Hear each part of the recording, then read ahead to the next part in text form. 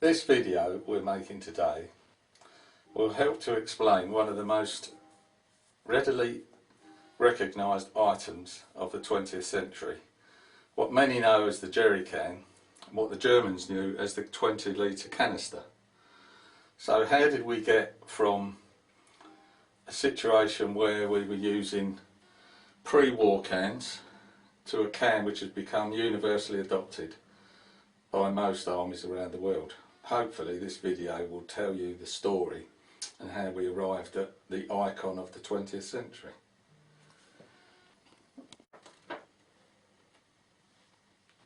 When the German army rolled across the Polish border in September 1939, it unleashed on the world a new type of warfare and a new name for it, Blitzkrieg, lightning war.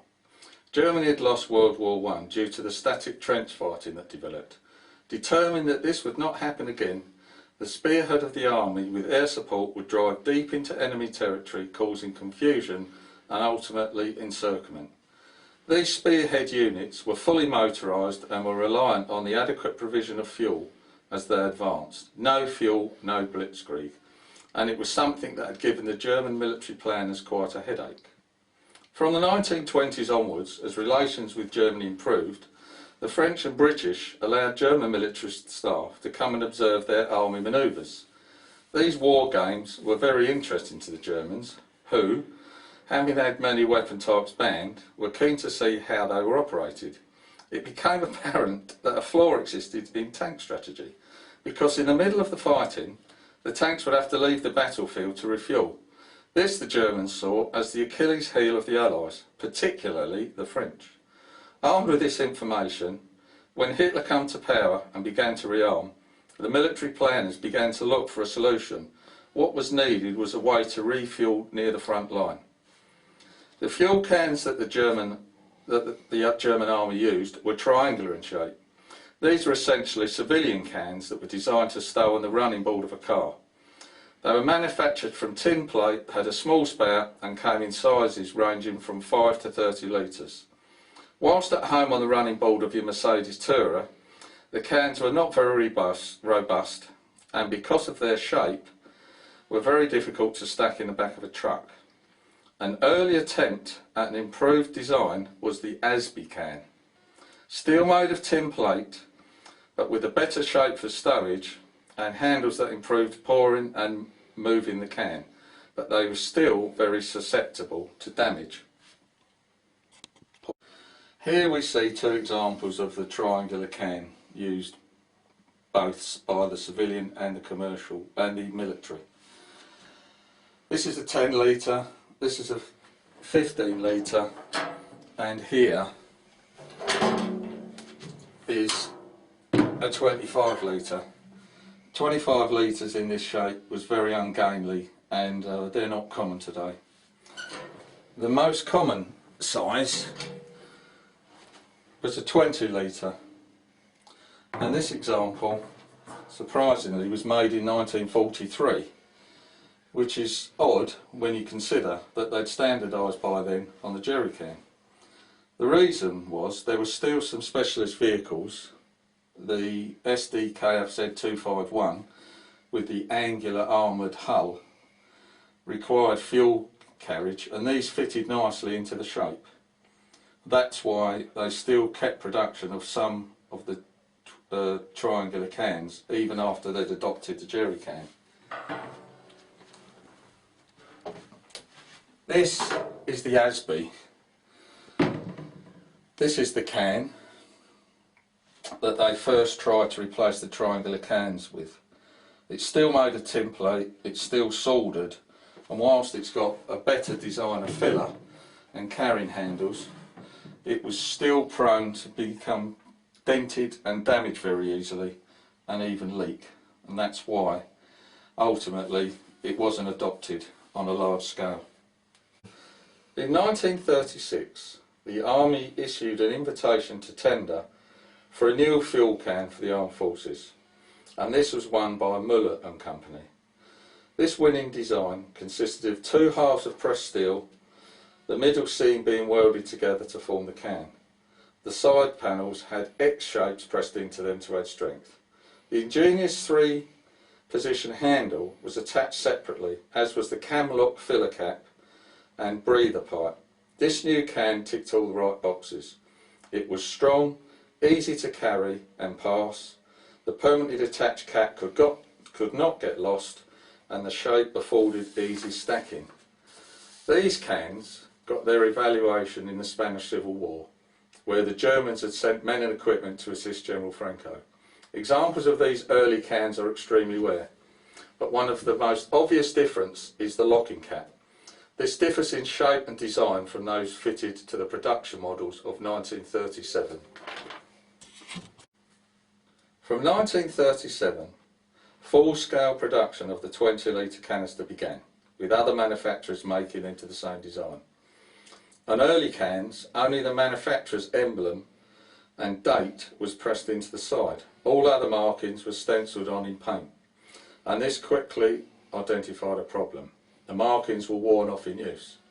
In late 1938, this was addressed by having all the information pressed into the can when manufactured. Collectors today call these early cans the first pattern, but they were not to last.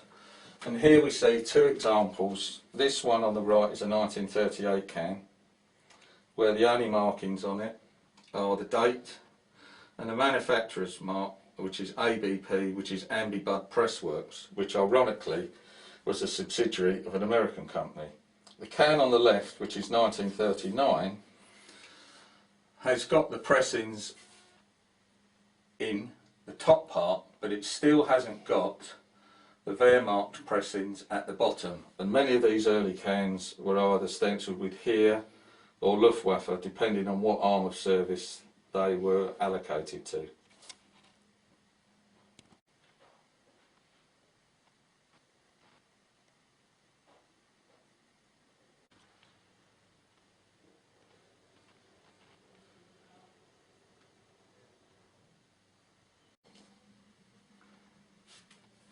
The second pattern can made its appearance around 1939, although the earlier pattern continued in production until 1941, by which time all manufacturers had switched to the new model.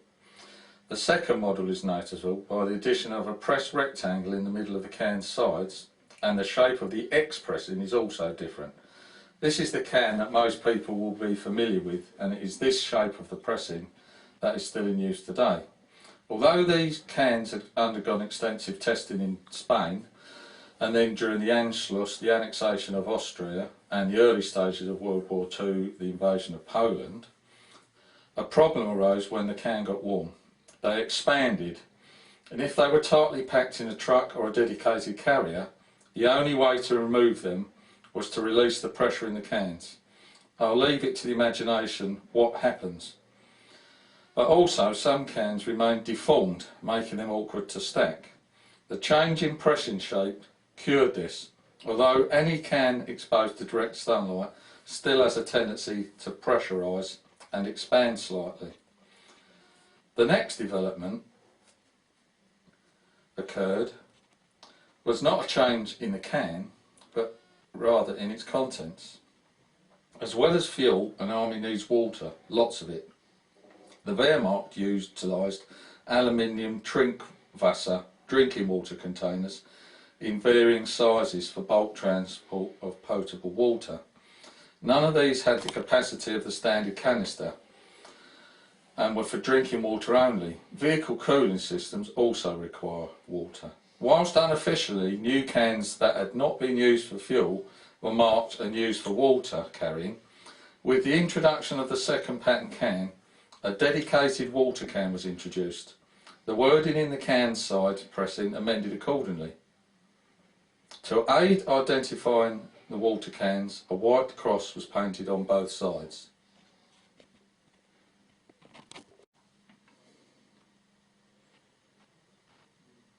Now let's discuss some of the markings on the can and what they mean, especially if you don't understand German. At the top, Kraftstoff was fuel and the capacity 20 litres. Next below that, Feuergefährlich was flammable. At the bottom of the can on the all-pressed version was Wehrmacht Armed Forces. The earlier cans, as seen, had here, some had Luftwaffe on. The water cans will have water pressed in to them to identify them, and a white stripe. They also had a white mark under the handles, and the weight was quite often printed on with a stamp, the water cans being heavier than the fuel cans. I might at this point talk about the colours of the cans. The early cans were in the standard green or grey colours, and when everything else changed over to the Dunkelgelb, which was around the time that the Africa Corps went out to the desert, the can colour changed as well. So this is a Dunkelgelb yellow can in its original finish, and this is 20 litre water can. Again, you can see the difference where it says Wasser instead of Kraftstoff. These markings stayed the same on both types of can until towards the end of the war, for some odd reason, and whether it was to do with wartime manufacturing, the marks began to change and they were no longer pressed into the sides. The sides are plain, but the markings are on the handles.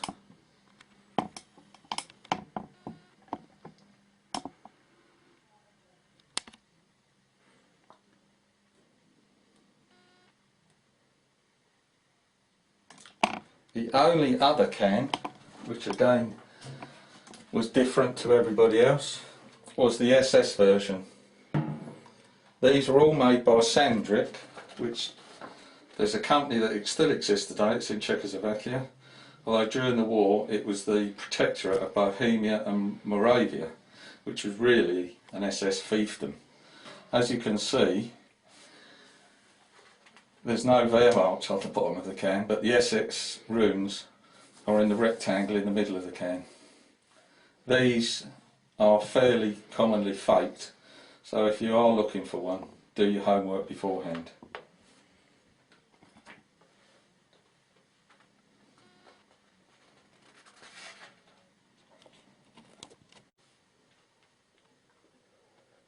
Earlier in the video we saw how the jerrycan came to exist and how it was instrumental in developing a new type of modern warfare. Now we will look at the impact it had on those on the receiving end, notably the UK and the USA. Britain had been at the forefront of mechanisation of armed forces from World War I, but with the Great Depression and many pacifist movements, spending on the army was cut back. The Empire could be policed by the Navy and the RAF. That was now government policy. The army had to make the best of a bad deal. But as the political situation in Germany changed, many began to realise that war was on the horizon. The standard fuel or water container being used at the start of World War II by the British was the 2-gallon tin plate can, essentially a civilian product. This capacity was woefully small, but the 50-gallon drum was too cumbersome, so an alternative was needed, and this was found in the oil fields of the Middle East. The oil companies were using disposable rectangular 4-gallon tin plate cans to distribute their fuel to outposts, supply depots and other remote locations. Packed in twos in a crude wooden frame, they earned the name flimsy. These seem to be the answer to the British Army's problems. The cans were cheap, the filling plants already in operation. To supplement these, some non-disposable cans made of steel were ordered, and these were fitted with a screw cap. Unlike the German canister, a funnel was required for refuelling, but even then the process was very messy. The reason that the flimsy got its nickname was for the very reason, because you can see exactly how light and thin it was. When it was being transported around the Middle East in non-wartime conditions, it obviously didn't matter how long it took to get there within reason, and so the transport of them was controlled. In wartime conditions this wasn't the case, and so whilst they seemed to offer the ideal opportunity for the British government at the time, the main thing being they were cheap, they weren't very practical. The other can they had, which was far more robust, was this 4-gallon can modelled on the flimsy. It had, obviously could be reused, it had a sealable cap, and it was quite a robust can. It was easy to stack because of its shape, but again, it didn't pour very well, it had no air vent, and like most other forms of refuelling your British Army, you needed a funnel to fill it.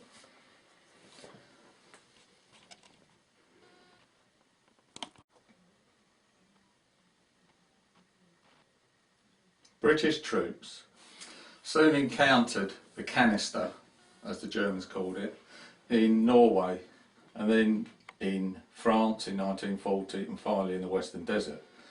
And it's how it got its name jerrycans, because that's the term we use for the Germans.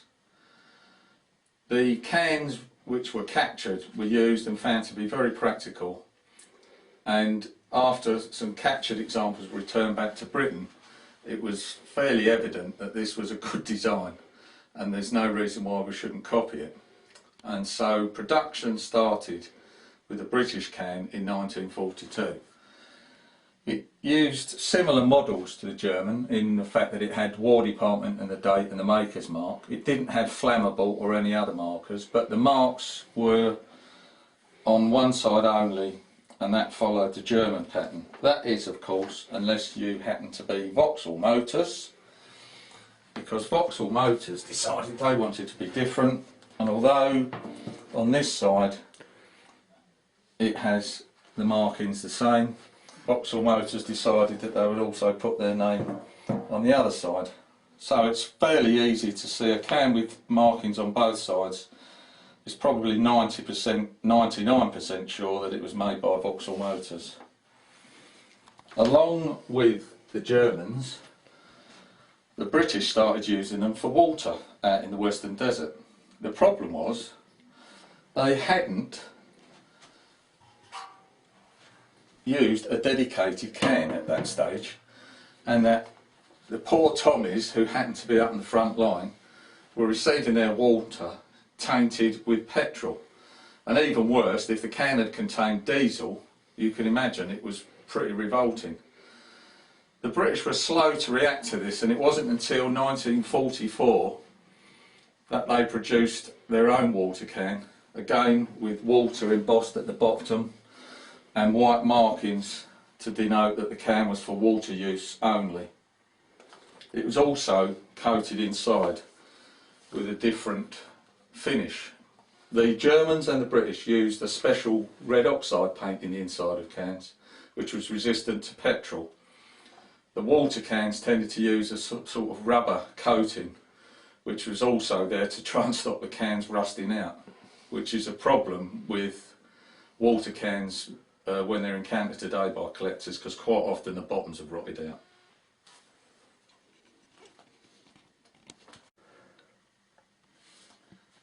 It didn't take long for examples of the new German can to reach the United States.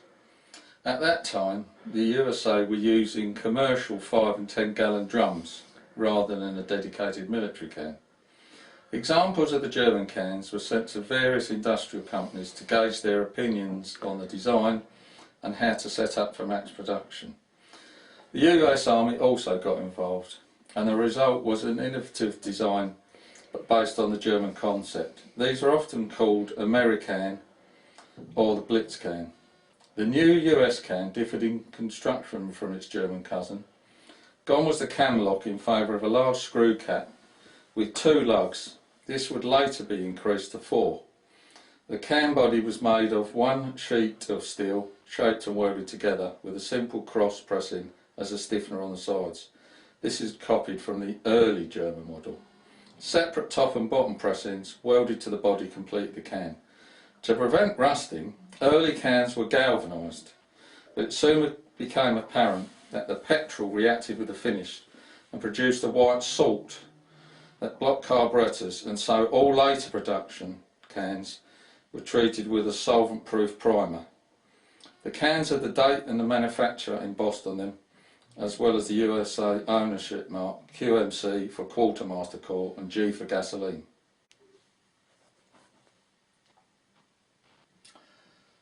Here we can see an early production can. This was made in May 1941 in its galvanised condition. Obviously when it was supplied to the US Armed Forces it was painted in olive drab, but the paint wouldn't adhere. This was another problem with the all galvanised can. On the right is the later production can, and you can see the galvanised can has the 2-lug filler cap with a small lightweight chain. The cap on the right has got 4 lugs, and it has a metal rod connected to a short length of chain. This was because the chains were breaking on the early cans, and also if they became tight, the lugs are thinner and they were easy to damage.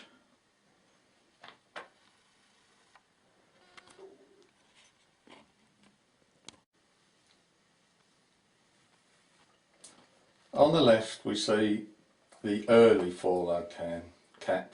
On the right we see the later one. Strengthened yet again because they were still having problems with bending the lugs. These have got the lugs longer and bent back on themselves to form loops, and this was the standard cap which then endured for the rest of the war. A lot of early cans underwent retrofit of this late cap, making the early 2-lug cap quite unusual today. The Marine Corps weren't happy with this design, and because they procured their cans separately, they decided that they weren't going to adopt the same method. They preferred the German camlock cap, and so the Marine Corps had their own can made which incorporated a camlock and US Marine Corps pressed into the bottom to identify it.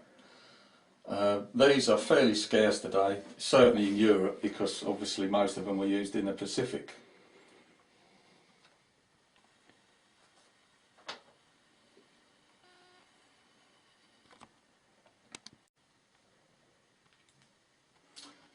The final variant in the US can saga are the water cans. Again, they don't have G for gasoline but a Walt W under the handles. The other difference is they have a large camlock lid, and this was designed to make the cans easier to clean out if they got contaminated. The can on the left, the gas can, as you can see, was quite often stencilled with the contents. This was a fairly common thing, and it aided identification when the cans were being stacked. One thing of note, the first 50,000 cans that the US produced went to the British, and if you look at a lot of early photographs, particularly of the SAS in the Western Desert, you can see that the cans on the vehicles are American and not British.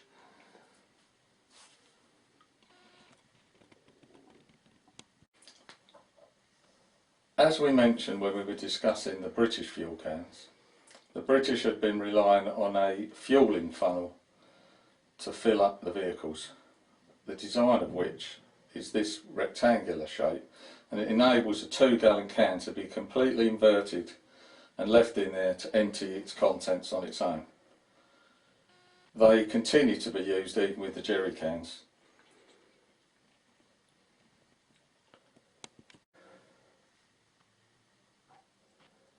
To make filling with cans easier, a number of filling aids were developed. This one, a screw-on one for the British 2-gallon can, fairly self-explanatory. This one was developed for the German canister.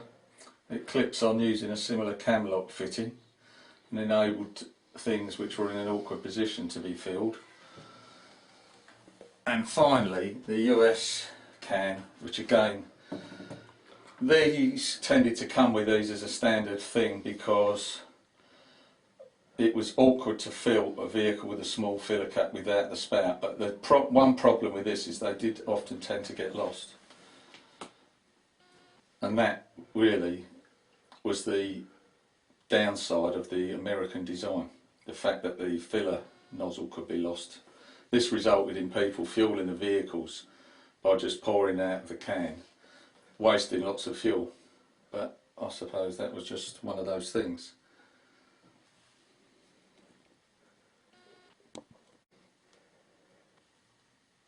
Thanks for watching. If you want to know any more information, visit the Essex HMVA website.